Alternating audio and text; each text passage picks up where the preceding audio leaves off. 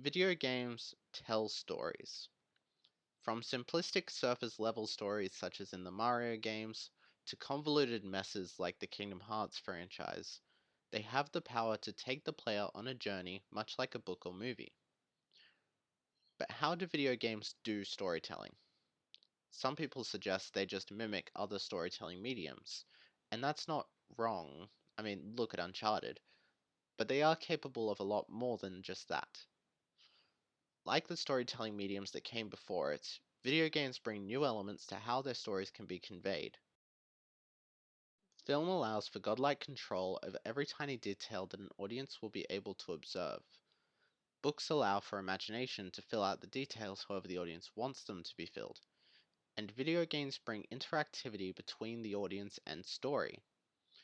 It does this through engaging the player in a storytelling experience, not only through traditional narrative elements such as plot, characters, and setting, but also allowing their stories to be experienced through the gameplay and by using the player directly in the storytelling experience.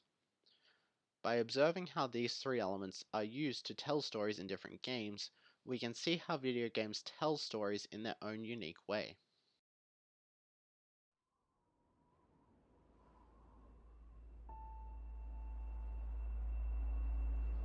The first game I want to look at is Celeste, a platformer released in 2018 by Map Makes Games.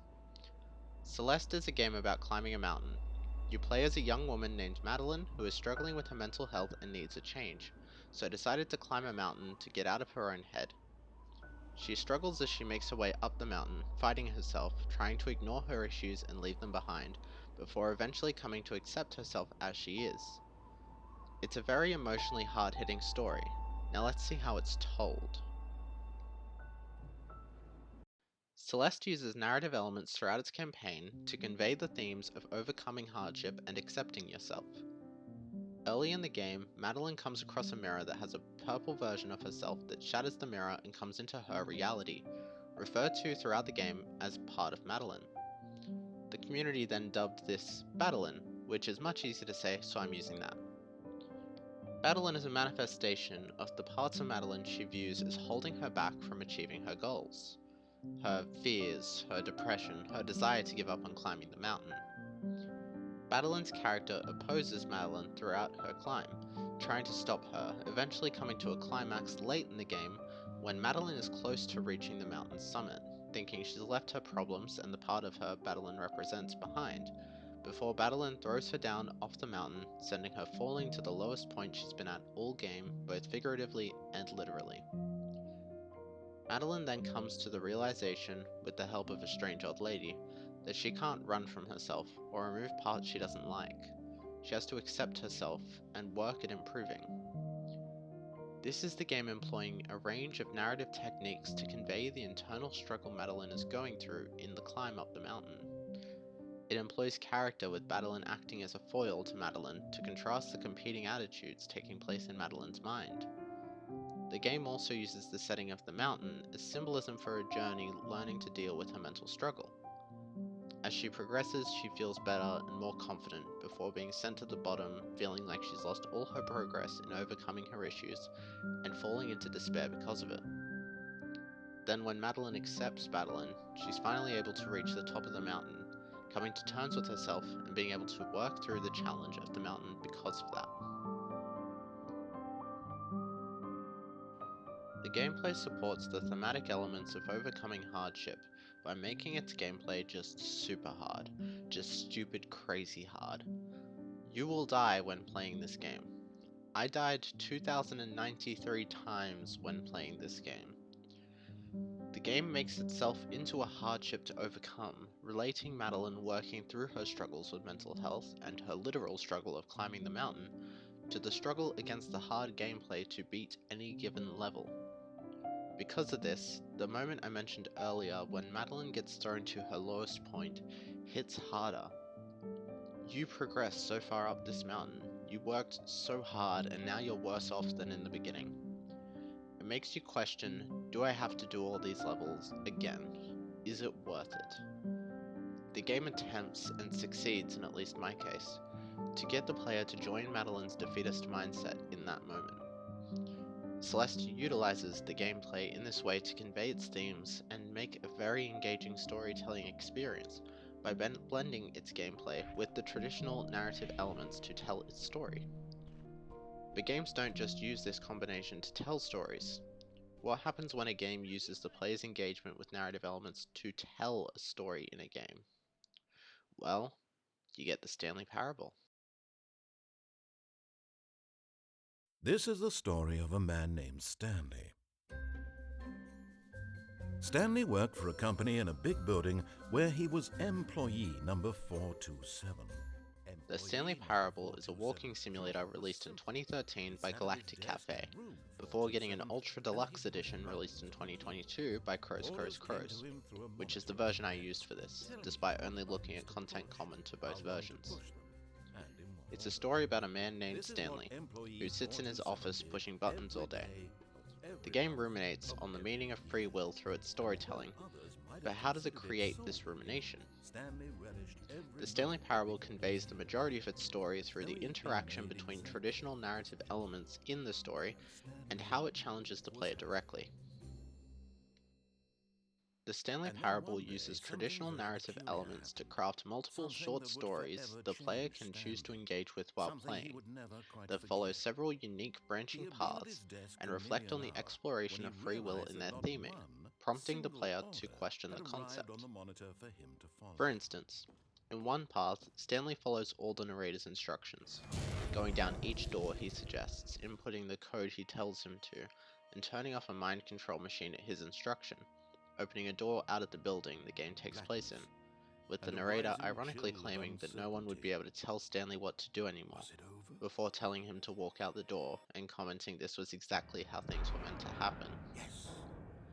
The narrative elements in the game are designed on the surface to be a simple story about someone caught up in a system breaking free and finding freedom, with parallels to capitalism easy to draw based on the office setting and Stanley's job being to mindlessly push buttons all day, but carry a double purpose, and that purpose is designing storytelling to integrate the player. Something I neglected to mention earlier is how this game branches down different paths. The narrator of the Stanley Parable presents you with choices as you approach different things in the game, the most iconic being the first one you come across. When Stanley came to a set of 2 open doors, he entered the door on his left. It is then up to you to decide if you will follow his guidance or not. You don't have to. This means that in the aforementioned path where Stanley did everything the narrator said, you, the player, followed it as well. It's questioning whether you, as the player, have free will, considering you just did exactly what the game told you to for the entire run. Contrasting the message being sent by the narrative elements and causing the player to ruminate on that thought, engaging them further in the theme of the game. This technique of challenging the player directly using metatext is used throughout Stanley Parable at multiple points to push you back into thinking about free will and freedom in video games. Noticeably, you can attempt to break the game by jumping out of a window into an entirely white space, leaving the in-game area, a type of glitch that can be commonly found in plenty of games. But the Stanley Parable planned for you to do this, and acknowledges it. The game is taunting you. You aren't free to do something that hasn't been planned for in the Stanley Parable. So are you truly free when playing it at all? The themes of free will are expertly explored in the narrative elements and engage the player in thinking about these themes in the ways it challenges the player throughout the course of its storytelling, creating a rather unique experience to the video game medium. But what about when the narrative doesn't really matter to the storytelling? What about when it's just the gameplay and the player? Shadow of Mordor is an action-adventure game released by Monolith Productions in 2014, and featured an innovative gameplay system which has since gone on to be copyrighted in one of the dumbest copyrights I've ever seen. Anyways, they created the Nemesis system, which is of note here because of its ability to create a storytelling experience based on the player's individual experience in playing the game, creating an interesting scenario where the narrative elements take a back seat in the storytelling, while the player and the gameplay take front stage. In Shadow of Mordor, you can roam the world of Mordor, killing random orcs and engaging in missions where you interact with leaders involved with the hierarchy of the orc group. There's 5 leaders, and then 3 groups of smaller leaders that serve them, making up this hierarchy. You can sabotage them as they go on hunts, interrupt their feasts, or just straight up ambush them while they're doing their own thing. Doing these missions can increase or decrease specific orcs' power in the game, and gives you a chance to kill or dominate them. Killing them wipes them off the board of leaders, while domination puts them under your control, and of course, they can always kill you too. This system creates a dynamic world where your character is constantly struggling against enemies to destroy the orc army. So how does the storytelling come into this system? Because that description doesn't seem to have much storytelling in it. The answer is building a relationship between the player and the orcs. As you go through the game, doing missions and killing orcs, something interesting can happen. Orc leaders you fight can escape. They can kill you. They can come back from the dead after you kill them.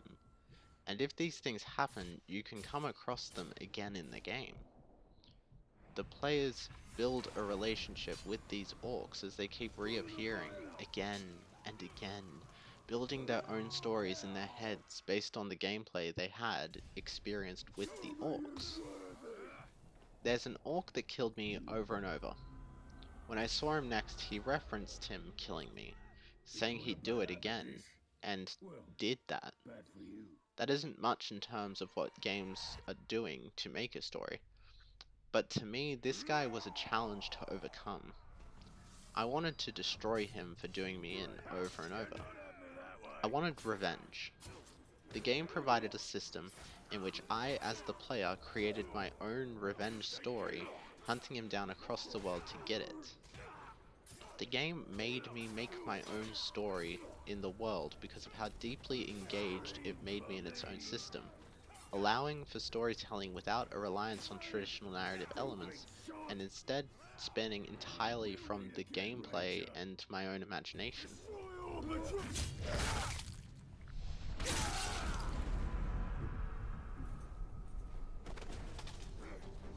You die as you lived.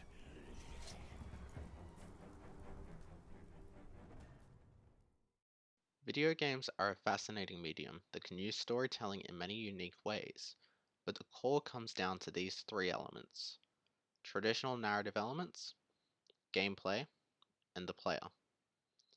Different combinations and implementations of these elements creates interesting storytelling experience that amount to much more than simply copying films. Video games have interesting and unique stories to tell, and the more games I play, the more convinced I am in the undeniable strength of the medium. Thanks for watching the video. If you have any games you think stand out for their storytelling, please let me know below. I'm always interested in finding more games. I think they're just amazing, to be honest, and have a lot of untapped potential in terms of what they can do in stories. But apart from that, this is That Generic Nerd, signing off.